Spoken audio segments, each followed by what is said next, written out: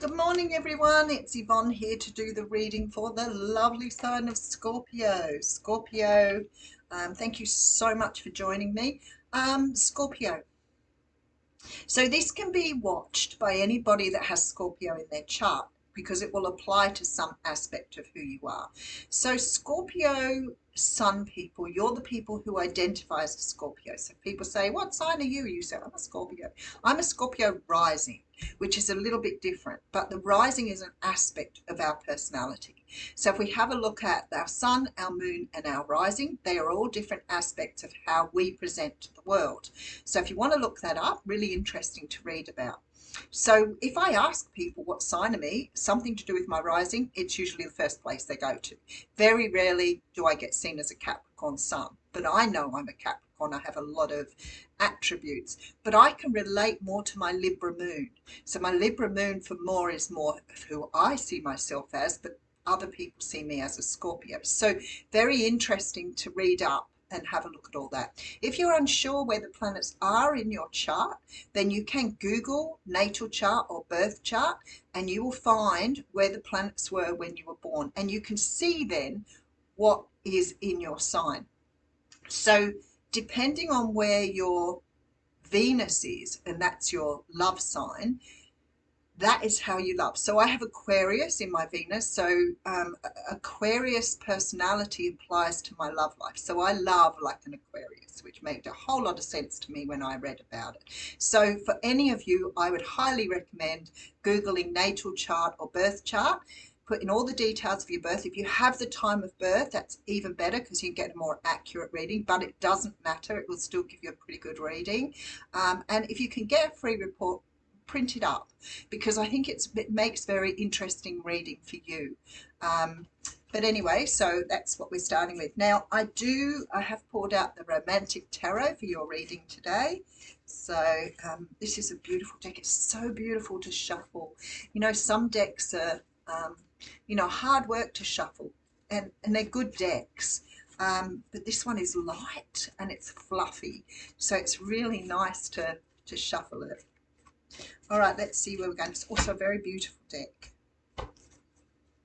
So we're starting off here, wow, okay, with the Five of Cups. So the Five of Cups is a card that talks about us being disappointed in the past. Sometimes it can mean that you're still in that process of disappointment or something has not worked out well for you.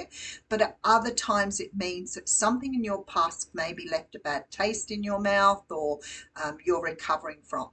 And it's still fresh because you're still looking back at it. You still haven't let that go. So it could be in regards to a relationship or another situation that has recently or maybe within this last several months made you feel disappointed in your past or disappointed in an event in your past. We do have the Eight of Wands coming through here.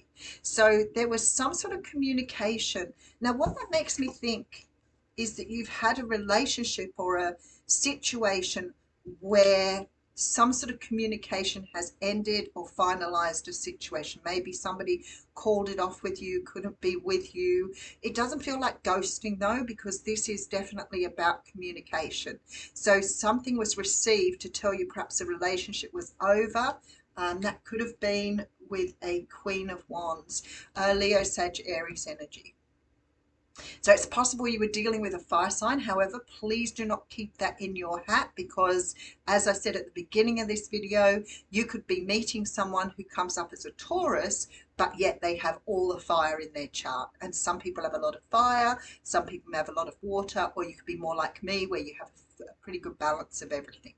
So what I feel like here is that you were dealing with somebody with this sort of nature in the past. We do have the Ten of Pentacles. You may have thought that everything was just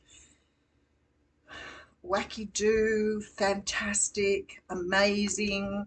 You probably thought that, it was going to go for forever. Perhaps you fell in love with this person, whatever. And then I think there was some sort of communication to tell you that this person couldn't be with you for whatever reason. It certainly doesn't feel like ghosting to me because with ghosting, I very often get the Seven of Swords come up for that. But it does feel to me like somebody ended something or finished something for whatever reason. I think that people do end things legitimately, whether it is through text. I'd rather have a text than nothing, because ghosting is absolutely horrible because it has you questioning everything about yourself. But the good thing about it is you start to realize why you can't find your own closure, why you react the way you do, because you go into a healing process. So if you've been in that situation where somebody's finished something and you feel really destroyed or whatever, I'd start looking up things like abandonment, rejection, to see why you find letting somebody go so difficult. Because it can be, and it can take you years to get over. Let's face it, like some people can spend years and years. If you are healing and understanding yourself and doing the self work, you will start to understand that some of that comes back to your childhood, abandonment by parents, whatever. So it's really good to look into. And that's when we say about the healing that that is something you need to do. Otherwise, you're just going to come and pull the same person in again, which is really cruel of the world, but it's the way it happens. If you haven't learned a lesson, the universe seems to put you on another path of another learning. All right, so we have the Six of Pentacles coming through with the Three of Pentacles. Yet something that's happened here. You've got the Page of Wands. Oh, wow. Okay.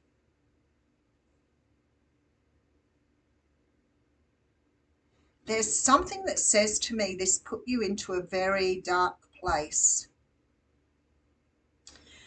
And it may have really sent you spiraling on this. And has it happened to you before? Because when you go through this, it can be the actual feelings of rejection that make you spiral like this. And I feel like here with this sort of hermit energy, it's very possible here that you had somebody that you thought was really interested in you.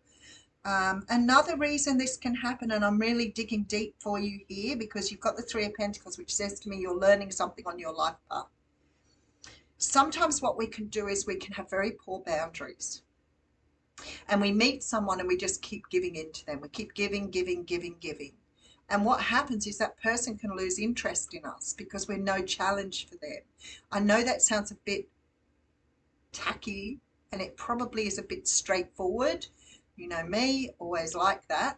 I don't always have gates. But I feel like here you're learning that you have to understand your people pleasing tendencies. Again, that comes from childhood. So if you keep giving to somebody and you keep doing what they want you to do and they keep moving in their direction and you don't always feel comfortable with it, then what happens is the other person sees it as just you're maybe too flowery or too easy or whatever else. And people want to get to know you. And if you're always giving in, they're not really getting to know who you are at a core value. So it may be to do with that. But here makes me feel like with this hermit, that this has been quite a struggle and you are starting to understand what maybe you're doing. I don't want to say wrong because it's never wrong. You're doing it in a way that isn't good for you and you will become resentful about that later on in a relationship.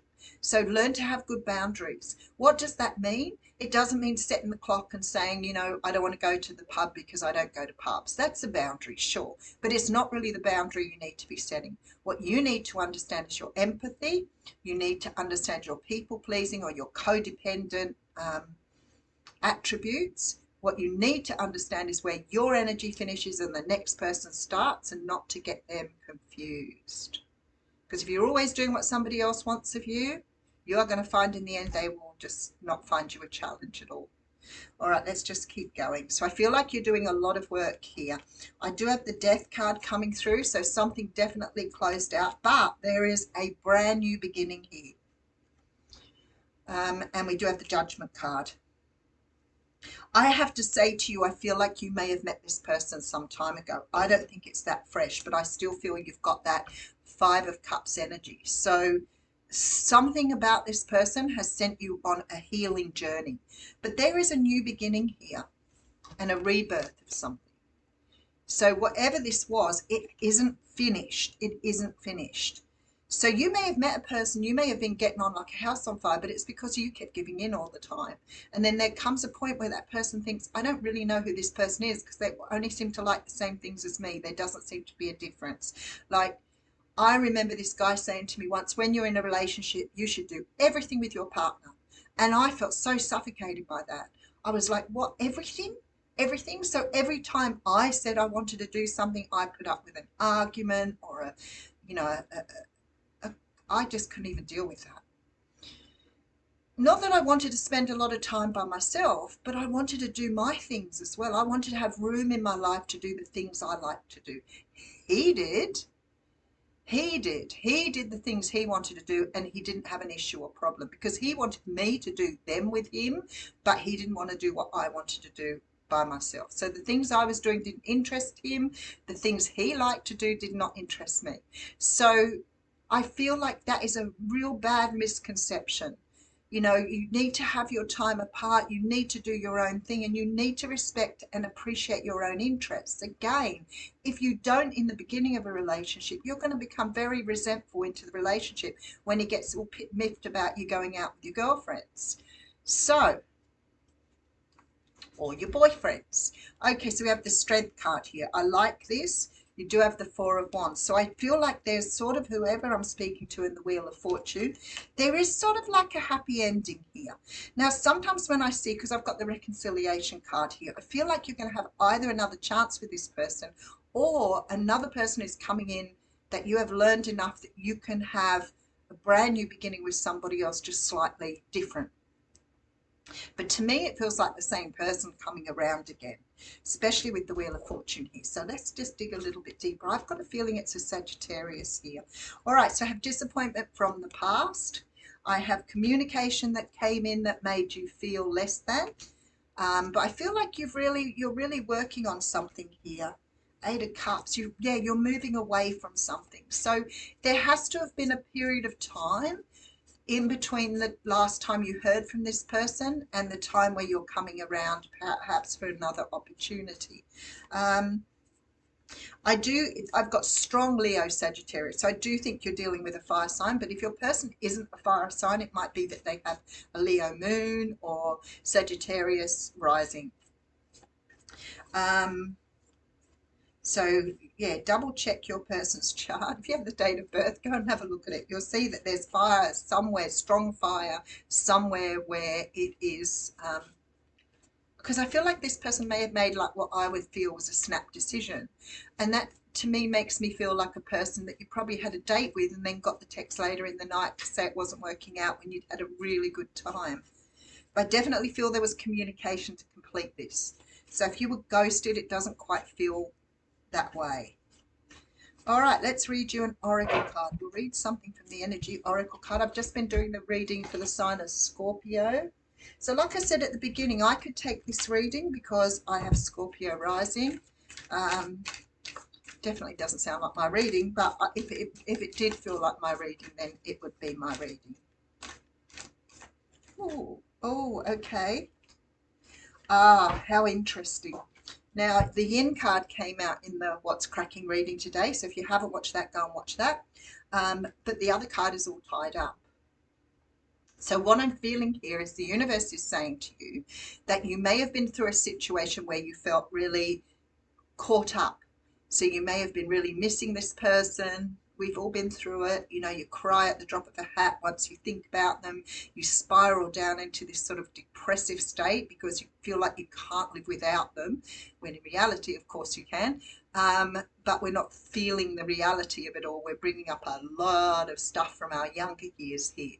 But we do have the card of yin and yang. And the card of yin and yang, if you understand yin and yang, talks about action, non-action. So when we're talking about yang, we're talking about taking action on something, doing something about it. But you are, because you're healing here. The yin card talks about sort of allowing the universe to do what it needs to do. So being able to sort of let it go, let it just simmer by itself. Every time you go into the energy, you just recognize, you're the observer here, so you recognize the energy, you pull back and go back to yourself. So what happens is when we're sad, down, miserable, and the energy hits us, we get sort of sucked down into it. So by becoming the observer, you can start looking at it and going, yep, I've been through this before. I don't want to go there again. I'm going to pull back. This is about trusting the universe to do what's right for you. So being able to let it go and allow the universe to do its work, and even if you feel a bit tied into the whole situation at the moment, focus on your own healing, focus on the best version of yourself. If you're finding it difficult to do that, maybe concentrate on one thing at a time. If I were to say to you to start by doing something in particular, like living in the moment, which is very hard in those situations, then at least learn how to meditate, learn how to be mindful. Those sort of things get you out of your head for a little while and will help you to heal greatly. All right, I will leave you with that. Thank you, Scorpio.